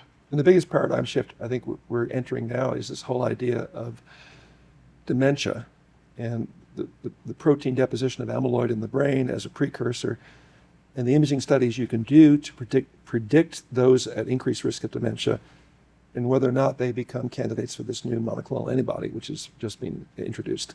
So the whole paradigm. Shoot me up. I'm ready. No, exactly. Yeah. No, it's fascinating because the whole paradigm, how we think about this, has been altered. And the whole paradigm you mentioned, amyotrophic lateral sclerosis and so on. Well, now we can do CRISPR and other things. Yeah. Well, it was interesting because one of the things that I did in my process of rule out of my mom having Alzheimer's is, an amyloid plaque scan. Now, I researched this, I did this, I talked to a friend of mine at Sinai, and, I'm using random numbers, but, well, it's normally a $7,000 test. I can get it to you for $35. The thing that so many people don't understand is the published rack price at hospitals is not what the insurance companies pay. No comparison. And you can negotiate. Yes, no comparison. But most people don't even know you can negotiate. So negotiate. But what was very interesting is I said, oh, that's great. Thank you so much. But it's very hard for mom to travel. And she lives out in East Hampton, 100 miles from the city. Instead of Sinai, do you think we could do it out there? And she said, well, let me check. And she said, oh, well, it turns out that there's, major hospital out there, and she can do that. And I'll phone in a prescription, and here's how you know. And she said, but, there's a big price difference. And this is Stony Brook. Yeah, sure. And, well, why is it a big price difference? And she said, and I said, well, how big a difference is it? I don't mind paying a little more. Well, $19,000. State school. Yeah. And I'm saying, how can that be? And she said, well, every hospital, each year files a thing of what it costs. And she said, and by the way, they haven't done the scan in 18 months. Right. And I said, great. So I'm going in there, I'm going to pay, 3 times, 4 times, 5 times as much. What are the odds that they can do that and interpret it properly, having not done it for 18 months? Not very good. Now again, this is not to disparage them in any way, but that was a shocking wake-up call to me that in a lot of these emerging technologies, it's not just like, getting, checking the vitamin D levels in your blood. You're looking at things that are experimental, different centers specialize in it, different don't. And so that's worth doing a little research, both technically and economically about where would be the best, place to get it. And again, I'm not quoting precise numbers on that other stuff, but it was a shocking revelation to me. Well, you illustrate that with any imaging technology, there's calibration, and there's reproduction, and there's verification. And there's a human who knows how to interpret it, Right. because until we get AI doing the interpretation, now it's human eyeballs. Right. And I remember in my life, the reason I know about colchicine is that I have a hereditarily high uric acid level, and that gives me the occasional gout and kidney stones, both of which are apparently on the like childbirth scale of pain. I never had childbirth, but I can tell you, Extreme. they're when they use the term exquisite pain, It's extreme. It's King George. exactly. So I had one thing where I started getting pain in my ankle. Now, gout doesn't often present in the ankle, but sometimes it does. And, what is it? And nobody knew.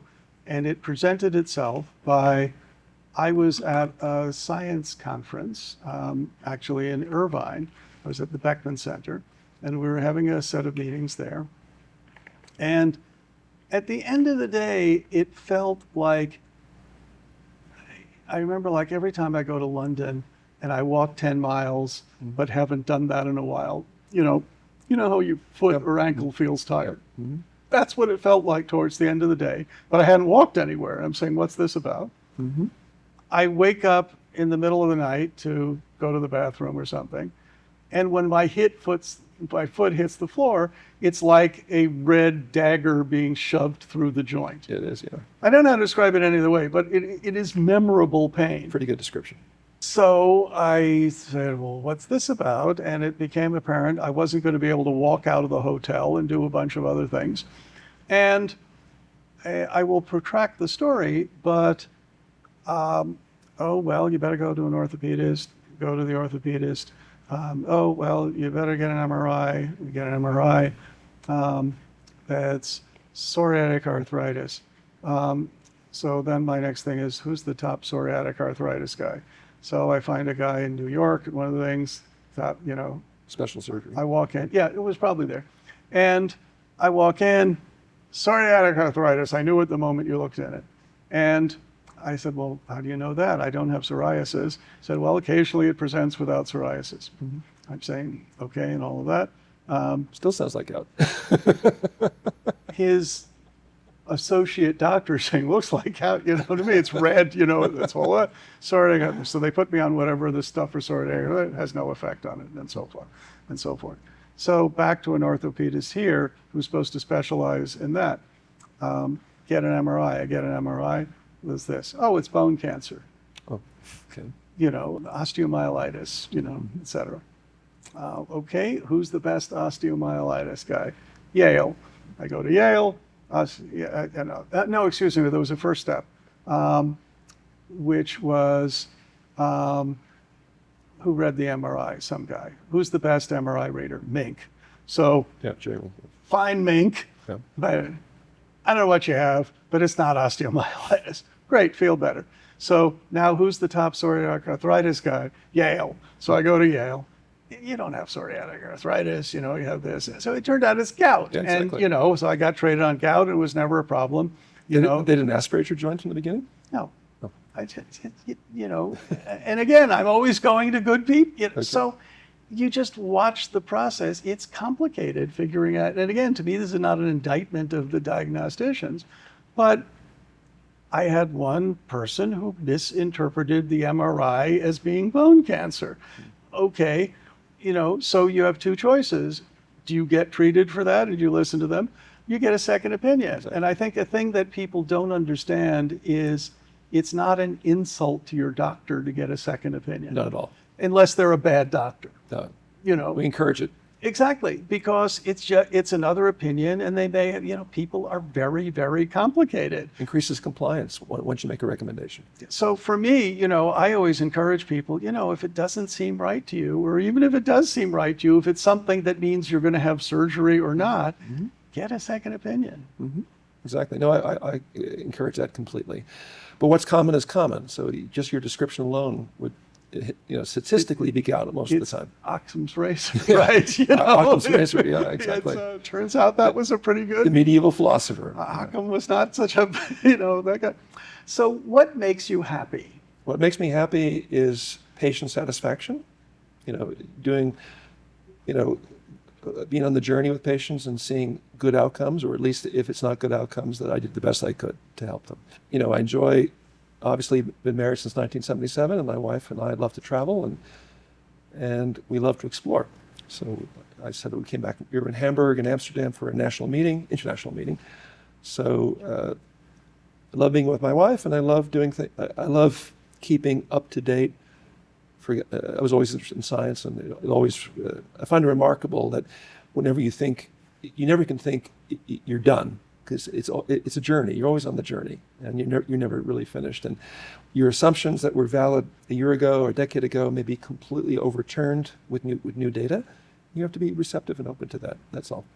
And that's I think it's all about who we are as individuals and as a clinician or a professional. And the career is as a professional. And do you believe in having a strong, independent life from that professional life, or to you is it all one thing? To me, it's all been one thing, but we have to recognize what's happened in the last 40 years. And we have a new generation of trainees who don't think that way. And, we've had this unfortunate increase in suicide among healthcare professionals, and burnout's been a major, major issue across all fields. I mean, if you look... Well, and look at what the training of a doctor involves. Is that sensible for future generations? So that's been actively being reexamined. I mean, the whole paradigm of education is being relooked at. The National Health Service in England is in complete chaos at the moment, as you probably are aware. Burnout is affecting everyone from the top down. Well, and in all professions. I mean, you look at warfighters, there are more deaths by suicide than there were in Iraq and Afghanistan, by war casualties. And I would say that the COVID pandemic has only crystallized this even further, because whatever burnout we had before COVID has actually become a much bigger issue now. We've had mass retirements of people in my age group, who just left the field. Just opting out. Just opting out completely. The inability to really to get into the new technologies. So when I was chief of staff at Cedars, we introduced a new electronic health record. Now, it was in collaboration with Ross Perot of Electronic Data Systems. We were a beta test site. It was a massive amount of capital to get this going. But we had over 2,000 physicians of varying levels of competencies with regards to computers, and we essentially had a revolt at that time. And it became an article in the Washington Post, which was entitled, front page of the Washington Post, where I was interviewed, Cedars-Sinai blacks glued to paper. Now, our problem at the time was we were too early. Mm-hmm. We weren't ready. Most physicians at that time were not in the paradigm shift to do this. But of course, what's happened in the interim? Amazon, AI within, shopping. Well, and those early systems were pretty awful. Yeah, well, they were. That didn't help. It didn't help, and the problem was it didn't track workflow, because how you thought in workflow was not necessarily how the programmers inputted the programs, and they were more billing systems than they were clinical systems. That continues to evolve. And God forbid you talk to a doctor or the person who has to do the job. Right, so that's continued to evolve. But I think this issue of burnout is very crucial, and to recognize early in colleges, as you start talking to college students about what they're going to do with regards to medical school or so on. So I jumped right into a 6-year BSMD program out of high school. So I've never stopped. Mm-hmm. I mean, I've been going ever since. That paradigm is no longer realistic for the current generation. And this idea of quality of life, does it matter? Well, for many, like you said, there's no longer sticking with one firm or one group or this or that. It's a different sensibility. They change different jobs and so on. And this whole idea of the current competencies over the last 3 years, what's happened in medical school training, what's happened in hospitals, what's happened in elementary schools, public schools. Do we have a void over the last 3 years that's created a deficit in this next generation of people that are going out into the workplace. And it's a whole, you know, it's a whole challenge of recognizing, like you said. So for example, there are individuals that super specialize in surgery. Mm-hmm. They're the experts at laparoscopic surgery, you know, keyhole surgery, but they forgot how to do open operations if they need to be rescued. Yep. They can't rescue themselves because they haven't done enough of the traditional procedures.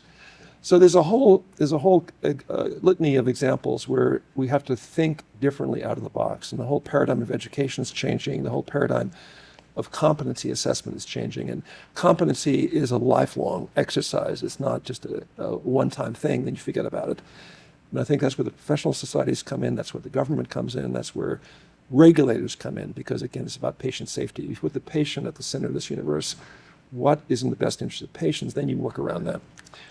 So it strikes me another interesting aspect of this, especially because of boomers, is how do you know when you're too old to work? Mm-hmm. Or how does the system know when you're too old to work? I imagine that's becoming an issue with the baby boomers getting to... Well, again, if you're a proceduralist or someone who does invasive procedures, or you're a surgeon, there's certain competencies that you have to, achieve every year, and you have peer review. A new driving test. Yeah, exactly. And it becomes pretty clear, through the credentialing process, because every hospital has a credentialing process you go through every 2 years on average, where these things become more obvious. And again, this idea of reporting sooner than later. So if, there's a no blame reporting system. So if there is a concern about a physician or concern about nurses, it can be reported and acted upon. But it's also the responsibility of the individual themselves to realize at a certain point they're not the same. They don't have the same level of endurance. They don't have the same level of, this idea of multitasking under stress. Like you have the simulators that you showed me earlier. I think this idea of simulation training and then introducing new variables of what could affect your judgment, and this whole idea of spatial orientation, what killed John Kennedy Jr., not understanding, if you're in a situation, you have to trust your instruments. Trust your instruments and not your own. Yeah, and it's very difficult when, your brain is telling you X and reality is Y. Right. So so the father of coronary angioplasty. And experience. Exactly. So the father of coronary angioplasty, who invented coronary angioplasty as we have it today, Andreas Grunzig, he was recruited to Emory University in Atlanta by a very famous cardiologist, J. Willis Hurst. And Grunzig, when he arrived, he was a real innovator, all about innovation. But then he became a weekend pilot. And he would take chances. Mm-hmm. Flying an airplane to the barrier islands during storms was not necessarily not a good idea. And he had a high velocity crash, killing his girlfriend, the dog, and themselves. And he died, at a very young age. And again, could that have been prevented? Well, again, I think this whole idea of competency for what you do. So do physicians make the best pilots? That's a whole other story. Well, yeah, and of course, there is also a difference between killing yourself and killing some other people and killing a patient, right? I mean, on one level, you can say, well, none of that should happen. But the fact is, if a person wants to exhibit risky behavior and it's affecting only themselves, my attitude is, well, I think it could be tragic, but okay, part of our challenge is how do you live a life well lived? So how do each day you think you're actually accomplishing something and you're doing that? How do you realize you can no longer do this and that? I mean, I think it's unfortunate that we're in this debate now between two 80-year-old presidents. Right. Too old to be president. My view is I've been in demanding high-stress jobs, none of which approach what being a president of the United States would be. Exactly. And talk about a no-win job where you got people stabbing you in the neck every 20 minutes just as a hobby. And, I sort of look at it. I think Joe Biden is a very decent guy who has the interest of the American public at heart and such. Would I rather see him, or would I rather see who's the next John Kennedy or the next, something like it? Not a hard choice, right? And, and we won't speak about the alternative and such. But I think that this trickles down to all the same issues. How many young people do you think are excited about voting for one or the other 80-year-old president? Do they feel that that represents their Does not. worldview? And so I think from a purely practical point of view, how do you understand when it's time to move on? Moving on doesn't have to mean checking out. It can be moving on to the next thing of sort of, okay, well, maybe I shouldn't be a surgeon now, but it doesn't mean I can't teach, or it doesn't mean this, or it doesn't mean I can't be a pilot, or, you know, whatever it is. So I think that one of the things that we have to do is find a way to socialize those transitions, much like these other ones that we've discussed today, such that it's not something of great apprehension, stress, and, you know, that, but it's, oh, okay, well, now let's do this. Yeah. And I think aging, you know, varies from individual to individual, and you can look at functional status, average functional status versus people like Story Musgrave and others who, you know, have extraordinary functional status compared to others. What it comes down to, you know, there is self-recognition, but that's why we have peer review. That's why we have external regulation. That's why we have, you know, professional bodies. Because there's self-recognition and there's denial. That's correct. So I think from a public health point of view, this is a big, big issue. I think Romney said it best earlier today, you know, talking about you reach a point as in any profession where you can still contribute, but should you give opportunities to the next generation? And that's what he talked about, giving opportunities to the next generation. Which I think is a great point. And how do you stimulate the next generation to get engaged? And how do you help them make that transition? So you can argue that rather than, okay, I go this far, I drop dead, the next one takes over. Well, how do you at this part bring up the people who will be your proteges, or, you know, doing that transition well? Yeah. Doesn't happen often. Yeah. I mean, in industry, you watch all the time lack of succession planning. Why? The guy or gal in charge doesn't want someone who's a threat. So, you know, there's a great old saying, A's hire A's, but B's hire C's. Yeah. And, you know, so you don't want someone as good or better than you are there because they might be a threat. So you take this person because behind the scenes, you figure you control, and that never works well, of course, et cetera. Of course. But I think this idea of how do you pass it down, how do you inspire other people, how do you pass your knowledge on, that's a very noble thing to do. And, you know, it interests me when people talk about an Einstein, or they talk about, you know, Feynman, or they talk, you know, any of these people who were great iconic figures in a field. To me, what's just as important is not just them and their contribution, and that's not to dismiss the contributions. I mean, if you look at the most expensive science experiment NSF has ever funded by a factor of 10, which is LIGO, the Gravitational Wave Observatory, which much to everyone's astonishment works. That is, you know, and we're looking at 1,000 light years, 1,000,000 light years, 100 million light years away, you know, two black holes colliding and the ripple of space-time coming. Very astonishing stuff. I just saw a great documentary on it, which was really nicely done. But, you know, you look at that, but it's proving Einstein right, you know, and a whole bunch of things. And so for me, the interesting is not just an Einstein, but it's the idea of an Einstein. The idea that there are individuals who are capable of making extraordinarily important contributions, and you can be one of them. And whether it's going to happen in your lifetime, or it's going to be appreciated later, or not at all, getting young people to understand that they really can do anything. And just because it's never been done before, that shouldn't be slowing you down. And in fact, that ought to be, gee, now I know what to look at. Nobody's ever done this. I can figure out how to do it. So I think that, you know, when you look at the trajectory of one's career, it's just very wrong to think of it ever ending. And by the way, I think retiring is the best way to kill yourself that you can come up with. Right? That's a good observation. You know, let's put our brain out to pasture, see how well that works out. But I do think, and you've mentioned it, that this idea of a larger view of the person's life, their quality of life, And the idea that there isn't one model of that, there can be 100 models for 100 people. But appreciating that, and how important is love? How important is a good relationship? How important is having a support system that people care for you and that you care about? That is as important to your health as any of this. And what's also important is, because this is all connected, to realize that you really do need to pay attention to all of it. Right. Because if you just think, well, I just have to focus on this and everything else go by the wayside, you'll likely sub-optimize where you could actually achieve later. I would say, give you an example of that. So every year, the American College of Cardiology, we have a legislative conference for advocacy, and we arrive en masse to Capitol Hill.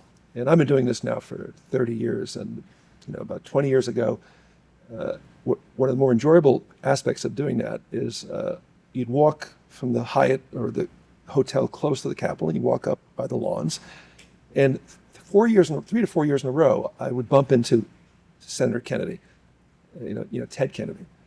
And what is he doing? He's walking his Labrador dog. Who's he with? He's with his assistant in their Plymouth minivan. Exactly. That's it. And I would stop and I would talk to Ted Kennedy, and I would talk to him about where do you think we're going? What are your thoughts? And completely open, receptive. Here I am, just a person on the street talking to him.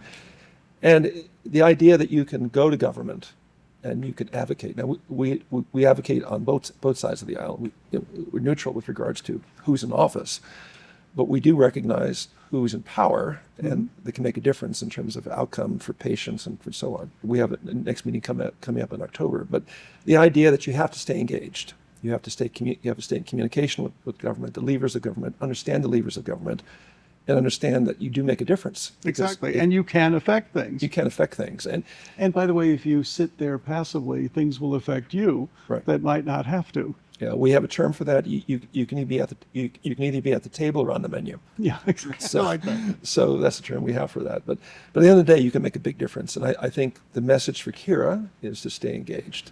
The message is that, we're looking at a much larger series of challenges, but a whole bunch of opportunities. And at the end of the day, you only get invested in what you're interested in. And there's so many things out there to get engaged with and to look at. And I think that is illustrated by your career. I mean, you kind of were out of the box. I think that your example of putting 100 items in the box and picking out is a different kind of paradigm. But I do think it illustrates that you have to think out of the box and think, well, what is going to make the biggest impact going forward in society?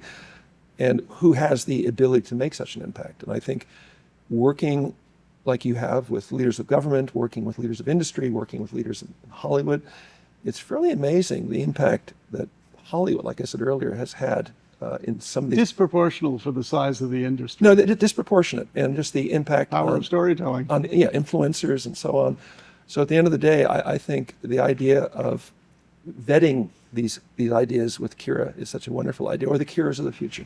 Well, and to change the world, the first thing you have to do is believe you can change the world. But it's interesting you mentioned influencers, because I think people of our generation were pretty skeptical of that whole concept. So because a person is cute, adorable, this or that, therefore I should listen to them about cardiac disease, or something like that. But that's where we are. Yeah. And so it strikes me that people of our generation need to learn to speak to the influencers, right? And what language is that, or how does it do it? Because the fact is they do have the ear of large populations of people.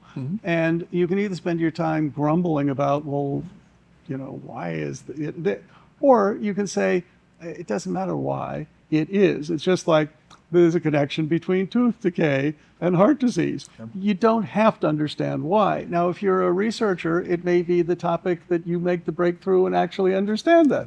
Otherwise, you may say, well, it's probably inflammation. Great. Otherwise, you say, I don't know, but there is.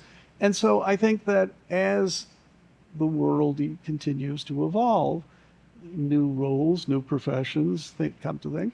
it behooves us to learn how to embrace those and take advantage of them. Or if they're fundamentally awful or evil, to actually say something about it rather than sit back passively and say, well, this is fine. Well, no, it isn't fine. It isn't fine to have leaders making false and misleading comments that affect people's health negatively. That is not okay. You need to take a stand.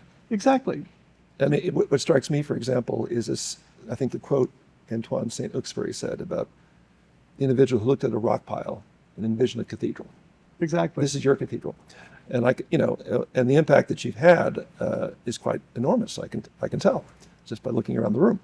So Stuff. But rocks to a cathedral. And I think the idea to think of a concept of what it could be, and then trying to implement what it could be, and what you do to get there, though, you need the tools, you need the education, you need the support, you need the mentorship, and you need the inspiration. And I think these videos are going to be an inspiration for care. We hope so. And John, thank you so much for taking the time to come in and chat. My pleasure. Perfect. That's a cut.